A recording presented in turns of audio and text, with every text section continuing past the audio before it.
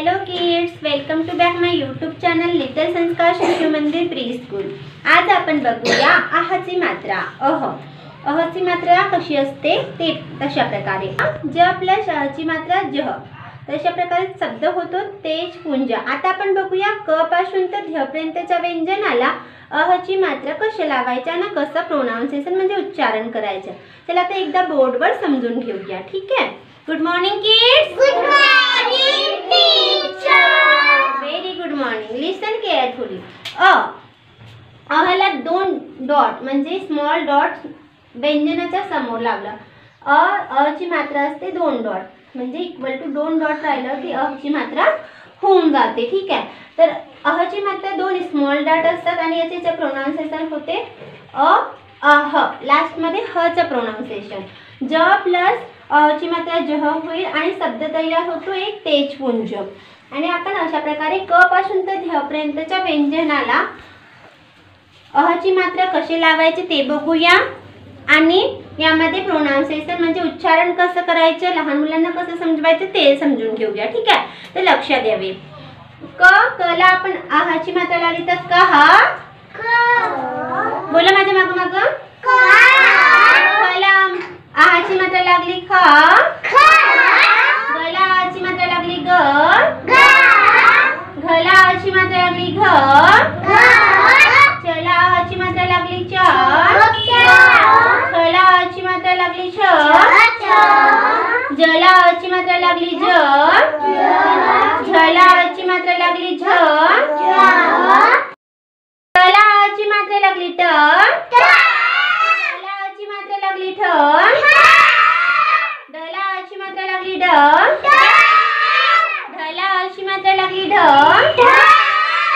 नला आहाची मात्रा लागली न, तला आहाची मात्रा लागली त, तला आहाची मात्रा लागली थ, दला आहाची मात्रा लागली द, ढला आहाची मात्रा लागली ध, नला आहाची मात्रा लागली न, पला आहाची मात्रा लागली प, फला आहाची मात्रा लागली फ, गला आहाची मात्रा लागली ब, घला आहाची मात्रा लागली ब, मला आहाची मात्रा लागली म, यला आहाची मात्रा लागली य, रला आहाची मात्रा लागली र, लला आहाची मात्रा लागली ल, बला आहाची मात्रा लागली व, शला आहाची मात्रा लागली श, सला आहाची मात्रा लागली श, सला आहाची मात्रा लागली श, हला आहाची मात्रा लागली अ, ला आहाची मात्रा लागली ड, आणि छला आहाची मात्रा लागली श, आणि धला आहाची मात्रा लागली ध। आपण क पासूनच्या ध पर्यंतच्या व्यंजनाला क पासून तर ध पर्यंतच्या व्यंजनाला अह ची मात्रा लावल्यावर आपण कसं प्रोनाउन्सिएशन कसं उच्चारण केलं ते एकदा बघून घेतला। आता पुस्तकाच्या मध्ये आपण शब्दामध्ये कसं उच्चारण करायचं, शब्द कसे वाचायचे ते बघून घेऊया, ठीक आहे। फॉर एक्झाम्पल हा चित्र आपण बघू शकता। हा चित्र आहे एक म्हणजे दुखी व्यक्तीचा, ठीक आहे। तर बघा डू हा प्रोनाउन्सिएशन आणि त्याला आहाची मात्रा लागली आणि आपल्याला प्रोनाउन्सिएशन कसं करायचं आहे ह सारखा।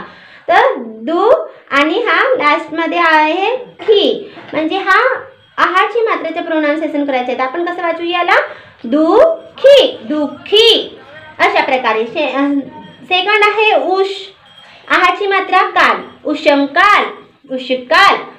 तिसरा आहे भू भू, आहाची मात्रा काल, भुभुंकाल अशा प्रकारे। आणि चौथा आहे उ, आहाची मात्रा आणि शा, उषा, उषा अशा प्रकारे आपण वाचून घेऊया। आणि क पासून तर ध पर्यंतच्या व्यंजनाला आहाची मात्रा लावून आणि प्रॅक्टिस करून घेऊया आणि लिहून वाचून घेऊया, ठीक आहे। Thank you for watching this video. Please like, share, subscribe this channel. Thank you.